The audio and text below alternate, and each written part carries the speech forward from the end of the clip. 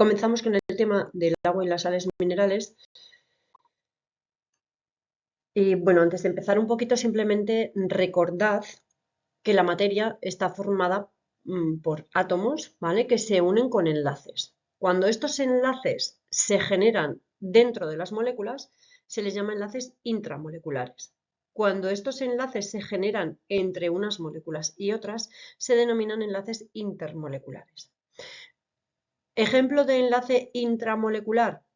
Por ejemplo, pues aquí os he puesto el ejemplo del agua, en el que un átomo de oxígeno se une a dos átomos de hidrógeno mediante dos enlaces covalentes, porque están compartiendo los electrones. Este oxígeno comparte un electrón con el hidrógeno y el hidrógeno comparte un electrón con el oxígeno. En este pasa lo mismo. El oxígeno comparte un electrón con el hidrógeno y el hidrógeno comparte un electrón con el oxígeno. Eso hace que tanto el oxígeno como los hidrógenos en su capa externa tengan, bueno, en el caso del oxígeno, los 8 electrones, en el caso de los hidrógenos, 2 electrones, y sean átomos estables, mediante la unión de dos enlaces covalentes. Esto de aquí nos representa esa unión de ese enlace covalente, que sería un enlace intramolecular, y aquí tenemos ese puente de hidrógeno que une a dos moléculas de agua, que esto se denomina un enlace intermolecular. Otro ejemplo de un enlace intramolecular es, por ejemplo, en el caso de las sales, cuando, por ejemplo, aquí tenemos al sodio que cede un electrón al cloro, el sodio se queda como un catión con carga positiva, el cloro se queda como un anión con carga negativa, y eso hace que se formen entre ellos un enlace iónico. Bueno, una vez visto esto de las uniones para formar tanto intra como intermoleculares, os cuento. Los elementos que forman parte de los seres vivos se les denomina bioelementos. Estos bioelementos, ¿vale? Todos esos elementos químicos de la tabla periódica que forman parte de los seres vivos, les podemos clasificar como primarios, secundarios u oligoelementos. Los primarios son los más abundantes, ¿vale? Y forman parte de esas biomoléculas orgánicas. Los bioelementos secundarios son menos abundantes y los oligoelementos son poco abundantes, pero imprescindibles para normalmente las reacciones bioquímicas. Estos elementos primarios y secundarios forman las biomoléculas. ¿Qué son las biomoléculas? Las moléculas orgánicas que forman parte de los seres vivos.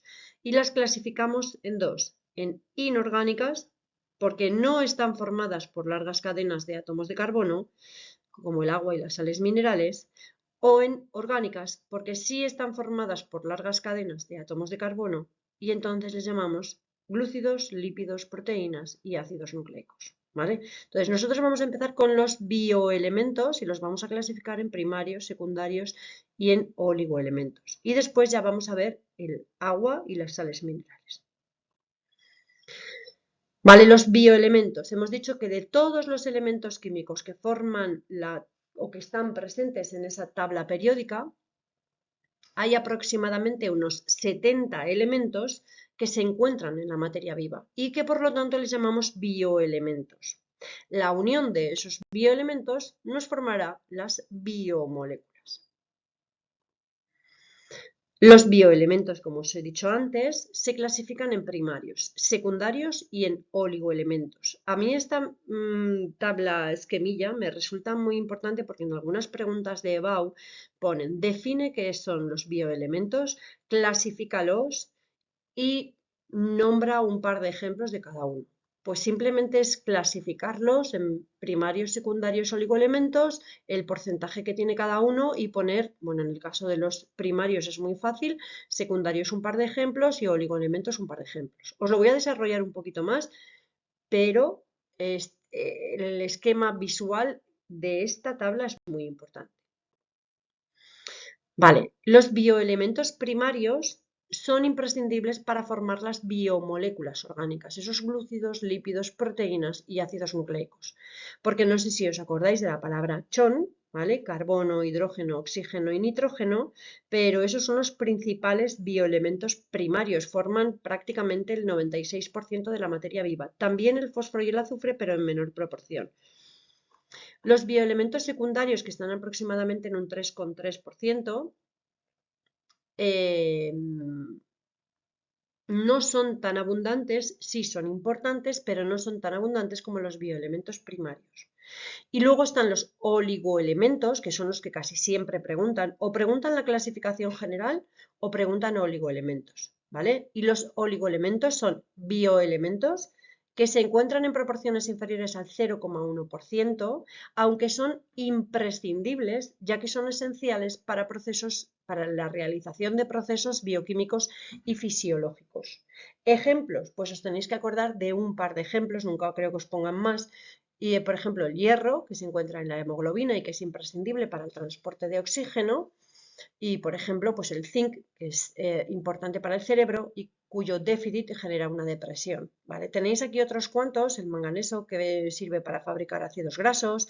Hay muchos, ¿vale? Entonces, bueno, podéis coger dos, los más sencillos, si es que ya os sabéis alguno, y memorizáis esos. Bueno, dentro de esos bioelementos primarios estaba el carbono. ¿Y por qué es tan importante el átomo de carbono? Bueno, pues porque con el átomo de carbono es la base de las moléculas orgánicas. Las moléculas orgánicas están formadas por un esqueleto carbonado. ¿Qué hace que este átomo de carbono sea tan importante? Bueno, pues que en su capa más externa tiene 4 electrones y por lo tanto necesita otros que le compartan con él otros 4 electrones para ser estable. Es decir, que puede formar hasta 4 enlaces covalentes con otras moléculas. En este caso, por ejemplo, con otros átomos de carbono. Y así formar largas cadenas de átomos de carbono, que son la base de esas moléculas orgánicas. Y que acordaros que el que se encarga o los que se encargan de unir esos átomos de carbono son los seres vivos que son autótrofos, ¿vale? Y que normalmente son fotosintéticos. Sí que pueden ser o fotosintéticos o quimiosintéticos, ¿vale? Pero los fotosintéticos, que son los que más conocemos, son los que, gracias a la energía generada por el Sol, fabrican ese ATP y con ese ATP pueden unir esos átomos de carbono del CO2. Bueno, las biomoléculas son las que forman parte de los seres vivos y las podemos clasificar en simples o en compuestas. Simples, formadas por los mismos elementos químicos, ¿vale? Se repite el oxígeno 2 veces o se repite el nitrógeno 2 veces. Y las compuestas son aquellas que no están formadas por el mismo elemento químico, están formados por elementos químicos distintos. Lo veis aquí, por ejemplo, esta tiene un átomo de carbono y 2 de oxígeno. En el caso del agua también, 2 átomos de hidrógeno y 1 de oxígeno, pero dentro de estas compuestas clasificamos las que están formadas por largas cadenas de átomos de carbono, orgánicas, las que no están formadas por largas cadenas de átomos de carbono, inorgánicas. Vale, pues pasamos al agua, esa biomolécula inorgánica, ¿vale? Es la sustancia química más abundante en los seres vivos, aunque la cantidad de agua depende principalmente de 3 cosas: de la especie, depende de la especie, no es lo mismo en un caracol que en un perro, ¿vale? De la edad del individuo, cuanto más antiguo o más viejo es el individuo, menos cantidad de agua tiene, y del tejido dentro del propio individuo. En nuestro caso, por ejemplo, no tiene la misma cantidad de agua el cerebro, que tiene mucha actividad metabólica, a los huesos, que tienen poca actividad metabólica y por lo tanto tienen menos cantidad de agua. ¿Cómo podemos los organismos conseguir el agua? Bueno, pues la podemos tomar directamente del exterior o podemos utilizar el agua metabólica, ese agua que se degenera en las reacciones bioquímicas. Nosotros lo hemos visto, por ejemplo, en el enlace peptídico. Cuando unimos 2 aminoácidos mediante un enlace peptídico, el grupo carboxilo se une con el grupo amino, se genera este enlace peptídico y se libera una molécula de agua. Esto es agua metabólica, que las células también pueden utilizar. ¿Cuál es la estructura química del agua? Pues bueno, la hemos visto más o menos antes. Está formada por un átomo de oxígeno unido de manera covalente a 2 átomos de hidrógeno, porque para que el oxígeno sea estable, su capa externa necesita 2 electrones. Entonces, uno lo comparte un hidrógeno y otro lo comparte otro hidrógeno. El hidrógeno, para ser estable, necesita 2 electrones en su capa externa y así pues todo el mundo contento, ¿vale? ¿Qué es lo que ocurre con esta molécula de agua? Bueno, pues que los electrones, a pesar de ser una molécula neutra, porque no es un anión ni un catión, no tiene cargas ni positivas ni negativas, el oxígeno tira con más fuerza de los electrones que el hidrógeno, ¿vale? Es decir, el oxígeno tiene los electrones más cerca, los electrones tienen cargas negativas y están más cerca del oxígeno y están más lejos del hidrógeno. Entonces, los hidrógenos se quedan con una carga parcial positiva, que se pone así con este simbolito, y el oxígeno se queda con una carga parcial negativa. Es decir, se forma un dipolo. Tenemos una molécula que tiene dos polos, polo negativo y el polo positivo, ¿vale? Por eso se dice que es un dipolo. Es una molécula polar con dos polos, positivo y negativo, porque los electrones están más cerca del oxígeno, a pesar de ser una molécula neutra. Aquí os lo he vuelto a poner, ¿vale? Este es el dipolo, este es el dipolo, esta es la carga parcial positiva del hidrógeno, carga parcial positiva del otro hidrógeno, y el oxígeno se queda con una carga parcial negativa. ¿Qué es lo que permite esta polaridad del agua? Bueno, pues que cuando un agua se encuentra con otra molécula de agua, la carga parcial negativa del oxígeno y la carga parcial positiva del hidrógeno de otra molécula de agua se unen, se atraen mediante unas fuerzas que se denominan puentes de hidrógeno. Son fuerzas débiles, ¿vale? Intermoleculares, pero cada molécula de agua puede generar hasta 4 puentes de hidrógeno. Uno con el hidrógeno, otro con el otro hidrógeno y 2 con el oxígeno, ¿vale? ¿Eso qué es lo que hace? Pues que haya tantas, esta molécula de agua puede generar otros 3, este que tiene y otros 3, y este que tiene más otros 3. Entonces, son tantos los puentes de hidrógeno que a pesar de ser fuerzas débiles, suman mucho y hacen que tengan o que tengan mucha fuerza de unión, de cohesión, y que el agua, a pesar de sus propiedades, debería ser una molécula, debería estar en estado gaseoso, pues entonces se encuentra en estado líquido por esos puentes de hidrógeno. Vale, ¿cuáles son las propiedades del agua? Os he dicho muchas veces. La composición físico-química de cualquier cosa hace que esa estructura tenga unas propiedades y esas propiedades le permiten realizar una función. Imaginad, la forma de unos prismáticos le permite tener unas propiedades y es que aumenta la realidad y eso nos permite tener una función. La forma de un lápiz, ¿vale? Y el tener una mina dentro le permite tener unas propiedades y es que tinta encima de un folio y eso le permite tener una función y es que lo utilicemos como un método para escribir, ¿vale? Siempre la composición le da unas propiedades y esas propiedades le permiten tener una función. Por lo tanto, estas propiedades físico-químicas del agua le van a permitir al agua las funciones que tiene en la naturaleza. Vale, estas son las propiedades y estas son las funciones en un pequeño resumen, ¿vale? Os voy a ir contando de una en una. El poder disolvente del agua.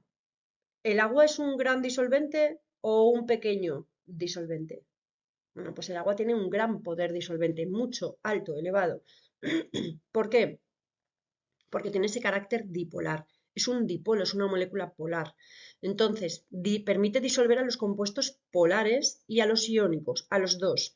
Cualquier molécula polar, como son los glúcidos, como son los alcoholes, que los glúcidos tienen alcoholes, grupos alcoholes, como son los aminoácidos, todas esas moléculas polares son solubles en agua, ¿vale? ¿Por qué? Porque esas moléculas van a formar uniones con el agua, ¿vale? Porque el polo positivo y el polo negativo se van a atraer y van a formar uniones. ¿Con quién más? Con los compuestos iónicos. Las sales minerales tienen cargas cuando están en disolución, ¿vale? Se dividen en aniones y cationes.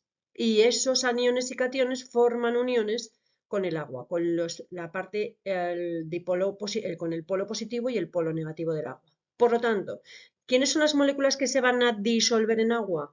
Los compuestos polares, como los glúcidos, por ejemplo, y los compuestos iónicos, como las sales minerales. ¿Quién no se va a disolver? cualquier molécula apolar, como los lípidos. No se disuelven en agua. Pueden formar estructuras raras y especiales, como las micelas y las bicapas, pero no son solubles en agua. No, el agua no les puede rodear, ¿vale? Entonces, acordaros, eso sí, que las moléculas polares se unen a las polares y las apolares a las apolares. El agua es una molécula polar y se va a unir a lo polar. Esta propiedad del agua hace que podamos clasificar a las sustancias según su solubilidad en el agua. Es decir, ¿qué es una molécula hidrófila? Algo que le gusta, filio es hermano, algo que le gusta el agua. Son moléculas solubles en agua, porque van a ser moléculas o iónicas o moléculas polares. ¿Qué son las sustancias hidrófobas? Fobia es que no le gusta el agua, ¿vale? Y son moléculas insolubles en agua. Van a ser moléculas no polares o apolares.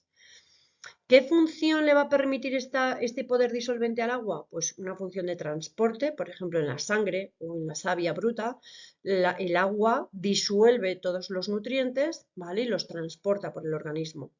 Y también una función metabólica bioquímica. En el agua tienen lugar las reacciones bioquímicas, ¿vale?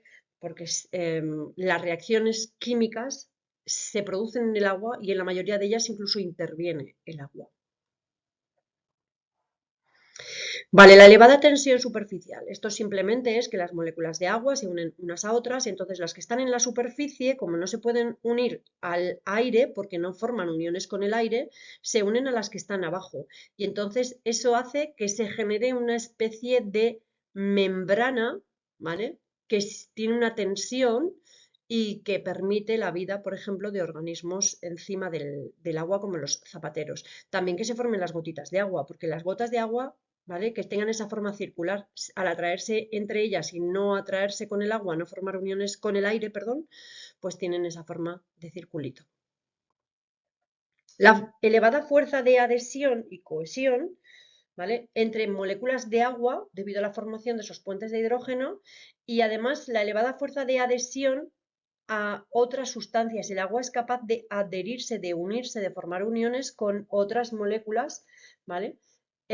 Por ejemplo, con las paredes de tubos estrechos. Y eso permite al agua ascender a través de esos tubos estrechos. Permite la capilaridad, ¿vale? Que es la función en la naturaleza.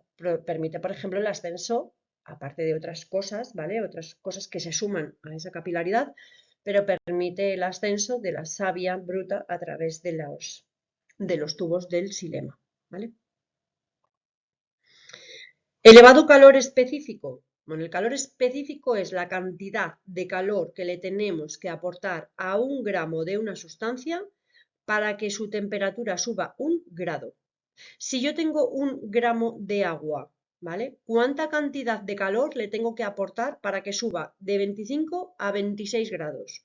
Bueno, pues eso es el calor específico. Y comparado con otras sustancias, el agua tiene un calor específico muy elevado. Es decir, hay que aportar mucha cantidad de calor para que suba 1 grado, ¿vale? Comparado con otras sustancias como por ejemplo el aluminio, que hay que aportar 900 julios y sin embargo en el agua hay que aportar 4186 julios. Eso le permite tener una función termorreguladora, es un estabilizador térmico, permite que en sitios donde se producen cambios bruscos, aumentos bruscos de temperatura, el agua tarde mucho porque necesita mucha energía en subir su temperatura. ¿Vale? Todo eso se debe a que hay muchos puentes de hidrógeno y hay que romper todos esos puentes de hidrógeno. El elevado calor de vaporización es más o menos lo mismo, también tiene esa función termorreguladora y esto es, por ejemplo, pues el típico ejemplo cuando sudamos. ¿Qué es lo que ocurre? Que el agua para pasar de estado líquido a estado gaseoso necesita absorber mucha cantidad de energía. Entonces, cuando nosotros tenemos, por ejemplo, el agua sobre nuestra piel y se va a evaporar porque estamos sudando, absorbe mucha de nuestra energía, ¿vale? Dentro de la propiedad de menor densidad del hielo, el agua alcanza su densidad máxima a los 4 grados. Es decir, cuando el agua está a una temperatura de 4 grados es cuando es más denso. Al ser más denso va a caer, ¿vale? Y se va a colocar en las partes más bajas. Por lo tanto, lo de arriba es lo que se va a congelar, va a descender de 4 grados, se va a poner a 0 grados, como es menos denso se queda arriba, y encima el hielo, el agua cuando se congela el hielo ocupa más y esto es menos denso y entonces se coloca en las partes superiores. Es decir, que el agua que tenemos abajo, al ser más denso, al tener 4 grados y ser más denso, es lo que se coloca en las partes bajas y siempre va a ser un agua líquida, ¿vale? Y luego, bueno, nos queda la baja ionización del agua y es que el agua pura a 25 grados, una de cada 551 millones de moléculas de agua, solo una se encuentra ionizada. Entonces se encuentra disociada, ¿vale? Es decir, se encuentra rota en los iones hidronio y en los iones hidroxilo, ¿vale? Si nosotros unimos dos moléculas de agua, esas moléculas de agua tienen tendencia a romperse, por decirlo de alguna manera, y a formar los iones hidronio y el ion hidroxilo. Pero esta tendencia es muy, muy, muy, muy baja. Por eso se dice que el pH del agua es un pH 7 y por eso el agua tiene esa función amortiguadora, ¿vale? Porque la ionización del agua es muy poca, ¿vale? Que para nosotros es muy importante que sea poco, es decir, no nos interesa que tengamos mucha cantidad de protones ni mucha cantidad de iones hidronio, ¿vale? Muchas cargas positivas ni muchas cargas negativas. Cuando la cantidad de protones aumenta, el pH baja. Cuando la cantidad de protones disminuye o aumenta la cantidad de iones hidronio, el pH sube. Entonces, bueno, el agua tiene una tendencia a tener un pH 7, ¿vale? Y por eso la función es amortiguadora. Vale, bueno, pues ya dejamos el agua y pasamos a las sales minerales, que son las otras biomoléculas inorgánicas. Dentro de las biomoléculas, las moléculas que forman parte de los seres vivos, teníamos el agua y tenemos también las sales minerales. Las sales minerales las podemos encontrar en los seres vivos de tres formas: precipitadas, formando, por ejemplo, las conchas, ¿vale? O formando los huesos, o formando el exoesqueleto de las diatomeas, también, que es un esqueleto de sílice. Las podemos encontrar disueltas en agua, en forma de anión y catión, ¿vale? Los cationes los que estén en la carga positiva y los aniones los que estén en la carga negativa. O también las podemos encontrar asociadas a otras sustancias orgánicas. Hemos visto los fosfolípidos, por ejemplo, que son lípidos que tienen un grupo fosfato. También las fosfoproteínas, que son proteínas que tienen un grupo fosfato. Es decir, moléculas orgánicas que tienen unida una sal mineral. Simplemente os he puesto, porque de esto entra muy poquito, ¿vale? Un ejemplo de sales minerales precipitadas. Esto es un ejemplo de diatomeas con su exoesqueleto de sílice y esto es las conchas de carbonato cálcico de los moluscos.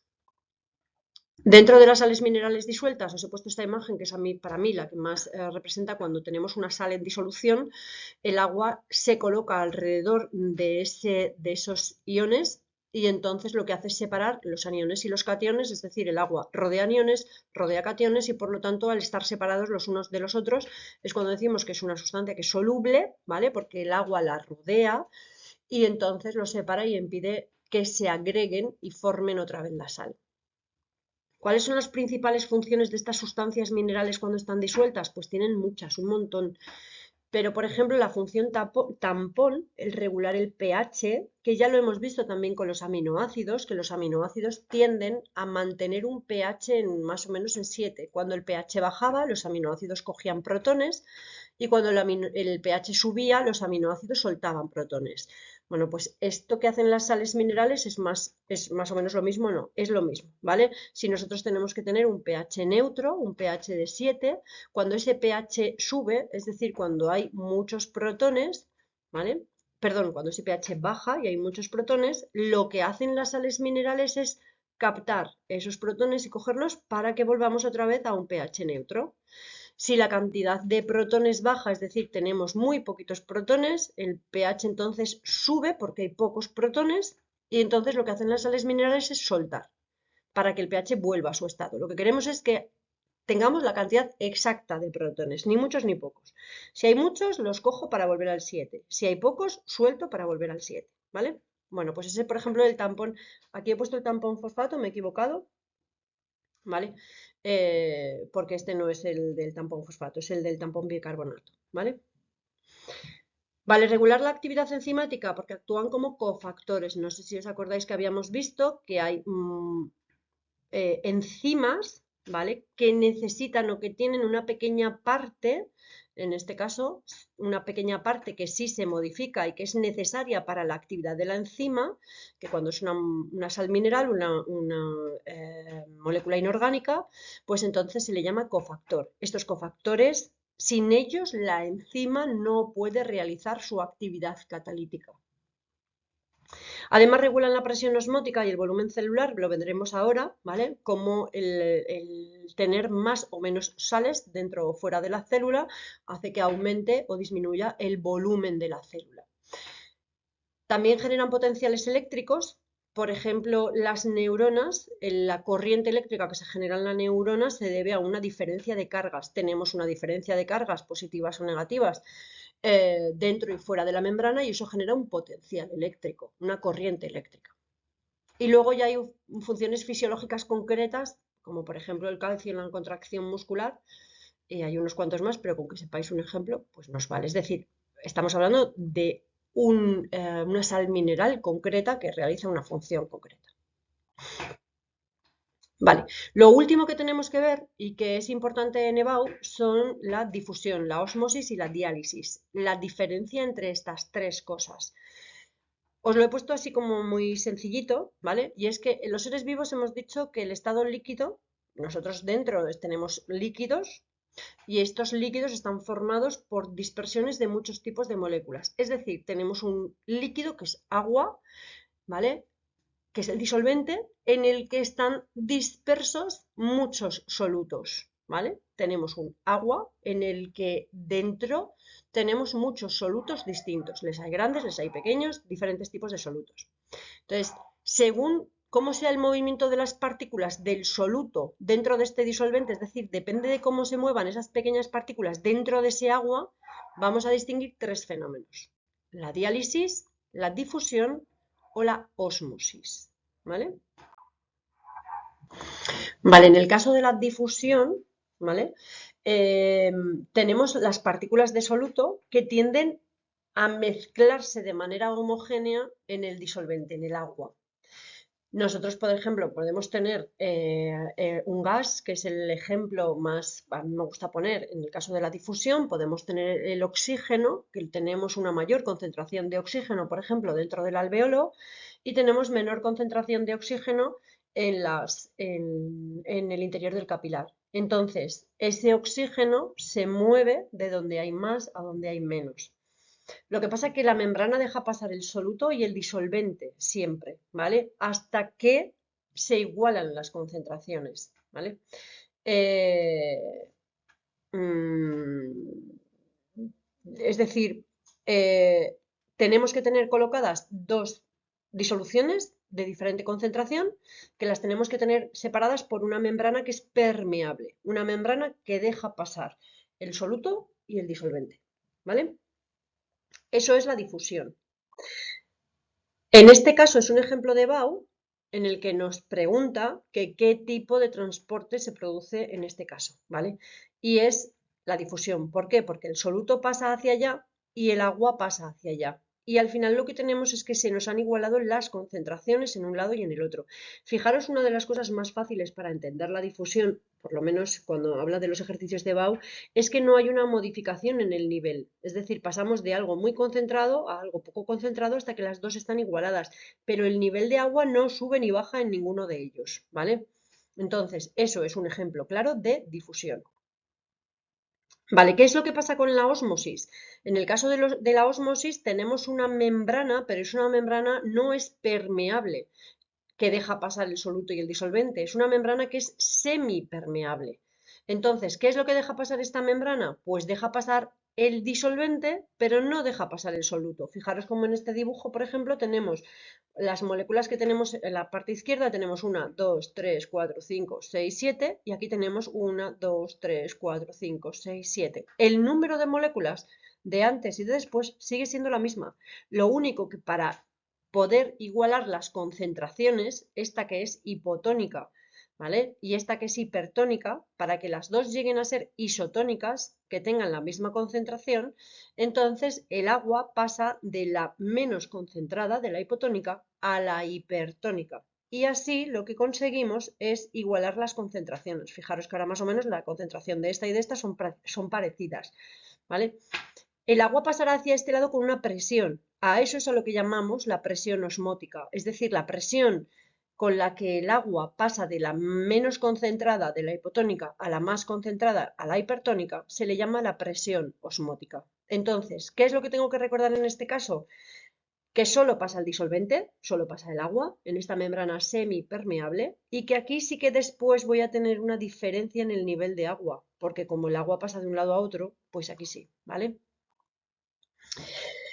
Vale, ¿cómo vamos a denominar la terminología? ¿Qué es lo que les pasa a las células si estamos hablando de medios hipertónicos o hipotónicos? Vale, bueno, pues si el medio es hipertónico,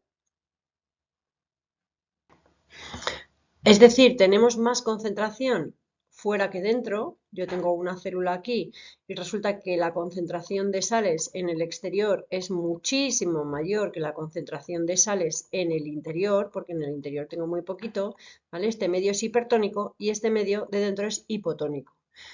¿Cómo se hace o cómo lo hace la célula para igualar las concentraciones? Pues lo que va a hacer, evidentemente, es sacar el agua de dentro, ¿vale?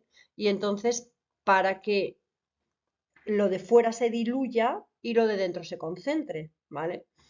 ¿Qué es lo que va a ocurrir? Que la célula se va a quedar sin agua en su interior. Entonces, en el caso de una célula animal, se produce la deshidratación de la célula y la célula muere, se llama crenación.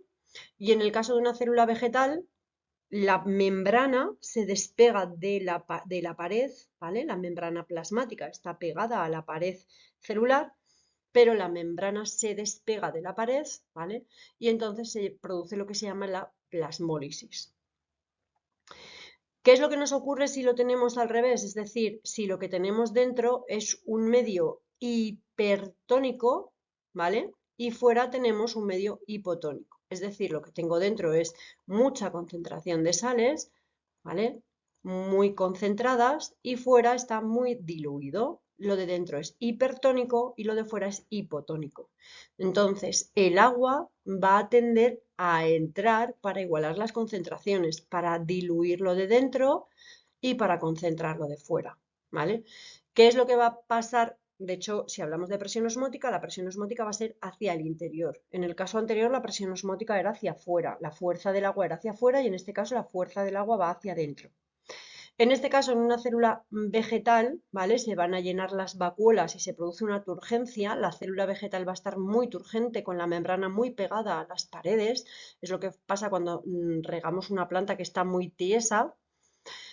Y luego, en la célula animal, la célula se va a hinchar, ¿vale? Pudiendo llegar a estallar por citólisis, que es lo que le estaría pasando a estos glóbulos rojos. Estos de aquí estarían en en crenación, ¿vale? Porque se han deshidratado y estos de aquí están en citólisis, ¿vale? Sin embargo, esta que es la vegetal estaría en plasmólisis y esta estaría en turgencia, ¿vale? Bueno, hay varias preguntas de Bau que ponen unas gráficas como estas y entonces, bueno, pues nos dicen en qué condiciones se encuentra el medio, en esta célula, teniendo en cuenta el volumen. Fijaros que al principio el volumen de la célula disminuye, por lo tanto la habremos metido en un medio hipertónico como el primero y ahora el volumen de la célula aumenta, por lo tanto la habremos cambiado y ahora la célula la habremos metido en un medio hipotónico y por lo tanto se está llenando de agua. Bueno, y lo último, la diálisis.